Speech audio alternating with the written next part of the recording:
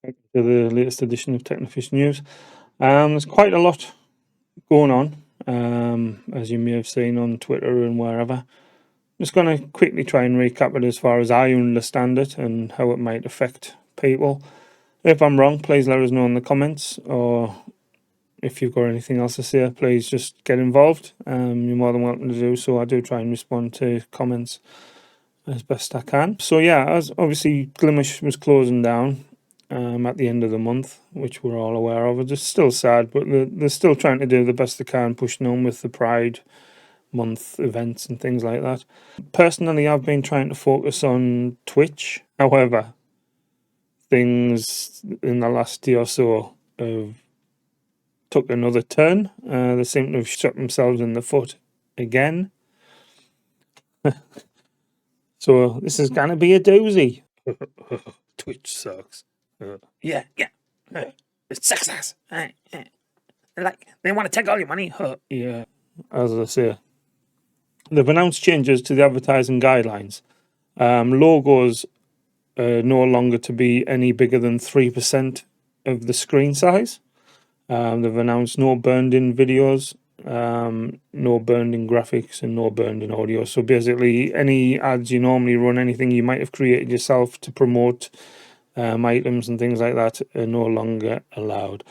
It's basically so they can monopolise and accrue even more revenue from the streamers' pocket by the sounds of it. It seems to have been a plan they've been implementing for quite a while now, looking back. So basically what they've done was they're going to keep the same sub split they've announced, so basically 50-50, even though people aren't really that happy in comparison to other websites.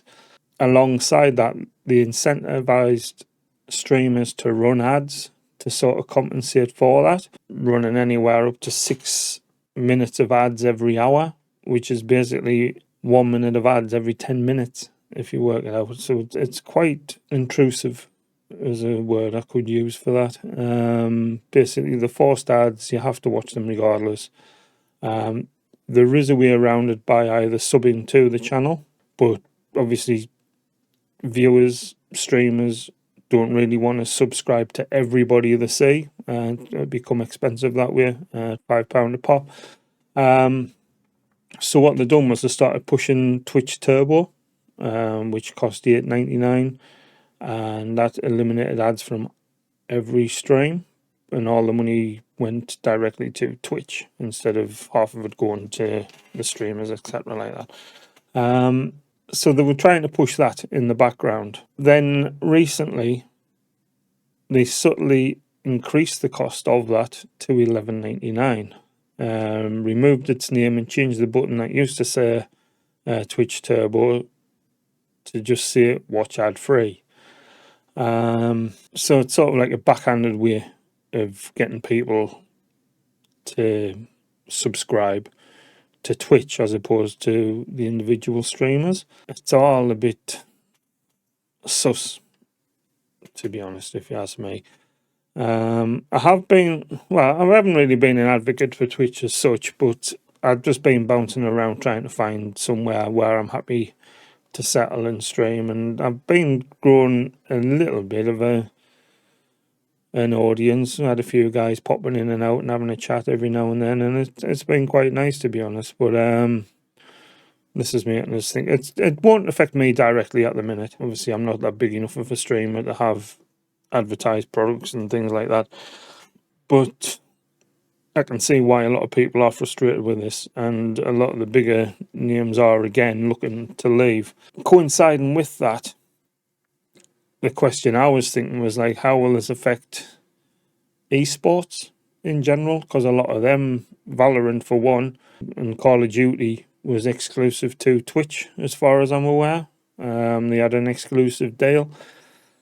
It looks like COD have recently just signed a new 2-year deal with YouTube.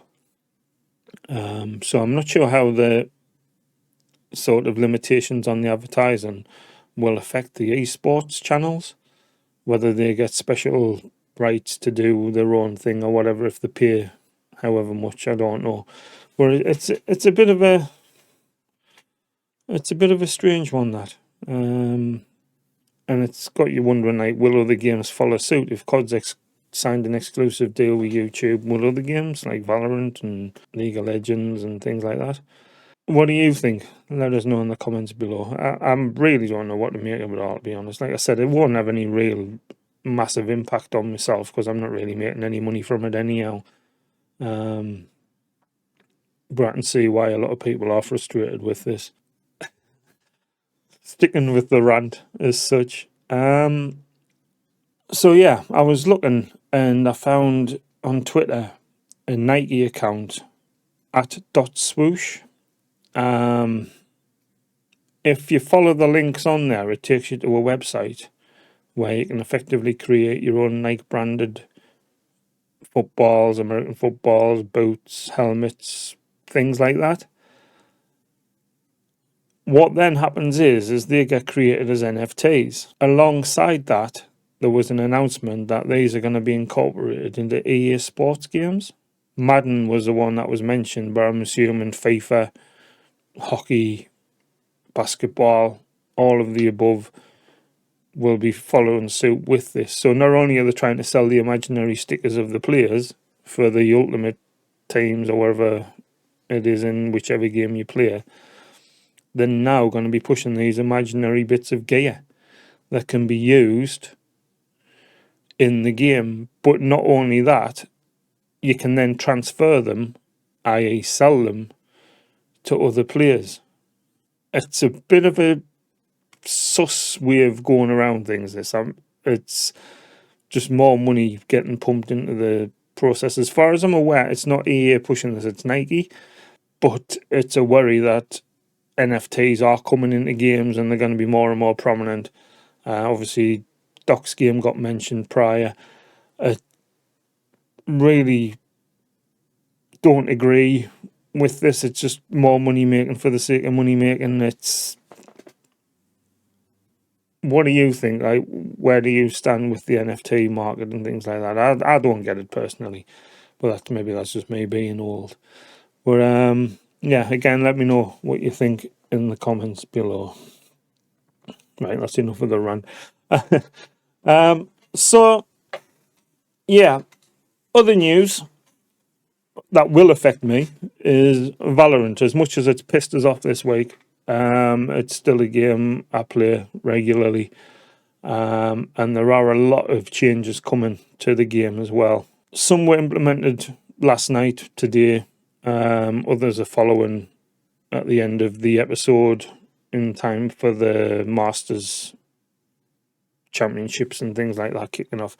So basically the changes today include the changes to Pearl, which I mentioned in last week's bulletin. Basically B-Long is getting altered significantly to make the site easier to defend as such. They've put extra boxes in and hidey holes so you can actually snipe back at the people at the top of the hill. Vice versa, the top of the hill has been reduced significantly, so they've got less space to challenge. As well as that, there was a buff to Chamber. A lot of people are happy about. They've given him a higher range for his alert and he can arm it quicker. The rendezvous can be used instantly out of teleport, and his tour de force fire rate's been increased, so he can fire that a bit quicker, obviously making him a bit more deadly. Viper got a little bit of a nerf with that fuel regen slowing down. There was various other changes to the weapons themselves, mainly for run and gun. They've sort of tweaked the spray so to make them less accurate while you're moving. The shorty price is now increased from 150 to 300, and you get less ammo and slightly less range on that. The Phantom and the Vandal has tweaked the ammo reserves on that. You're losing basically a clip on each gun. You're losing 30 on the Vandal, I think, and 25 on the Phantom, or vice versa. It's basically a full clip less. They say it's to stop spam, but it's going to be tricky for things like breaking through siege walls and just basically holding corners and things like that, really. As I mentioned, they've increased the spread for all guns pretty much on run and gun. The frenzies had a significant increase, which to me makes it pretty much unusable. But again, let us know what you think about all those changes in the comments below. The night market's back tonight. I believe it's from around 11 o'clock our time, I'm not sure. So that'll be interesting to see what we get in that. They've put the Pride bundle back in store for Pride Month, obviously. They've added a new title in there. Nothing. There's a lot of hoo-ha about that, saying they haven't really done anything. They haven't changed anything. They've just added this new title in, which is fair dues. It's once a year. I'm sure they could have come up with something a little bit different, but they seem to have used the same ones from last year, as far as I can remember. There was a teaser picture of the new agent. He's going to be a sentinel. I basically just showed an ammo box on the table and his arms. Didn't really give much away, didn't show you what was going on. But they also announced the last agent to come out at the end of the year will be a duelist. Be interesting to see what they turn out like. They also announced a new bundle. It's called the No Limits bundle. It includes a bulldog, a vandal, a spectre, a ghost, and a baseball bat. From what I understand, they're coming out at around the 5,000 points price point mark, just over. Not sure about other effects, but what happens is when you're coming in and out of sort of buildings and things, and the light changes, if you're going into shadow or coming out into the light, the gun colour itself changes, which is a nice effect. But again, I'm not sure if there's going to be any finishes or any other sound effects or anything like that. Never really mentioned much on there. And as I said, there are other changes coming down the line. We believe they're coming at the end of the next episode. They're going to change progression. They're going to add in another currency, in-game currency. And with that, you're going to be able to, I'm assuming, buy, guessing, loot boxes, or there's going to be a secondary market or something like that where you can access all the battle pass stuff that you might have missed. So you can pick up some of them and fill blanks in your catalogue if you need to. I've looked, there's not that much I'd be that interested in. There's a couple of bits and pieces, a few gun buddies and things like that that I might be interested in getting hold of down the line. But yeah, if it's free, if it's in game, then fair enough. We'll probably use it and see how that goes. Also, the announced team deathmatch mode, where it's going to be agents with obviously the weapons and their abilities. It's called HURM, HURM. Not sure what that stands for. But again, that's coming at the end of the act. It'll include specific maps made just for this mode. So I've got a feeling it's going to be quite a hefty update, the next one, if it's going to include all that and extra maps and things like that. But yeah, big changes. For the positive, I think. It'll be interesting to see how things go. I'm a bit miffed about the run and gun on the Spectre and the Frenzy. Not that I use the Frenzy that often, but it's a nice option if need be. But I've got a feeling they're going to be pretty much null and void, but we'll see. Yeah, so that's pretty much the news I've come up with for this week. Let me know what you think. Thoughts on any of it, please let me know in the comments and I'll get back to you. Watch out for me going live most nights from 10 o'clock UK time. At the minute it's on Twitch. We'll see if I stick with that. I'm thinking I probably will in the meantime, because like I said, I don't think any of the changes are going to affect me directly. To be honest, it just depends what the audience do. If a lot of the audience move on, then I might not have that much of a choice, but we'll see. But yeah, thanks for watching. I appreciate you taking your time out to come by, and I shall catch you in the next one, if not online. Ciao for now.